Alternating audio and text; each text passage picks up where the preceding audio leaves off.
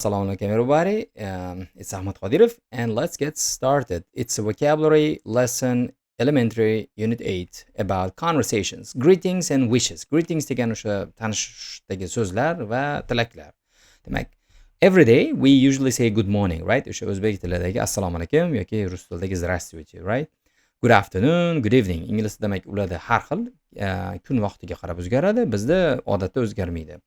No, o'zbek tilida ham aytsa bo'ladi. Xayrli tong, xayrli kun, xayrli kech desa ham bo'ladi. Bunaqa varianti ham bor. So when we leave someone, we usually say goodbye and see you soon deyapti. Ya'ni demak, xayrlashayotganimizda tez orada ko'rishamiz deb aytamiz deyapti, right? How are you? Ahvollaringiz qanday? Fine, thanks, and you? Rahmat, siznikicha deyapti. Not too bad, yomon emas. Rahmat, right? That's the one.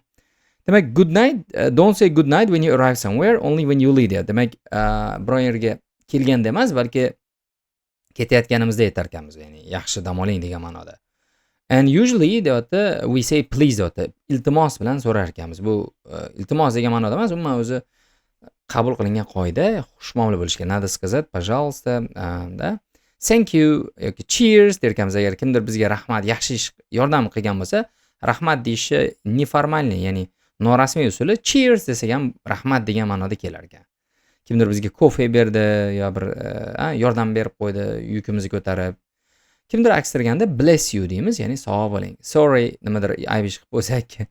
Special days, maxsus kunlarda, masalan, tug'ilgan kunda happy birthday, tug'ilgan kuningiz bilan. Congratulations with birthday demaymiz odatda.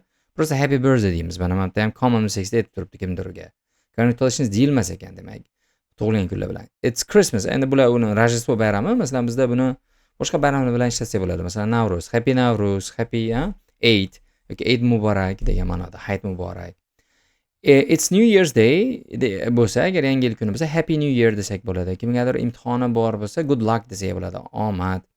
Yoki kimdir muhim bir imtihondan o'tgan bo'lsa, muhim bir yoki farzandli bo'lgan bo'lsa, congratulations desak bo'ladi. Ana unda tabriklaymiz desak bo'ladi, shu ma'nolarda. Yoki well done, молодец, imtihondan zo'r o'tgan bo'lsa. So, that's it. Let's take a look at it. Savollar bo'lsa agar yo'q. Lekin maslahatim sizlarga mana shu vocabulary lessonlarni foydali qilish uchun record the lesson-da o'zingizga lug'at, masalan, Word dokumentmi yo daftar ochib olib dialog yozing. A, B o'rtasida masalanda. Bu sizga yordam beradi o'rganishga. That's it. Thank you so much. See you in the next lessons.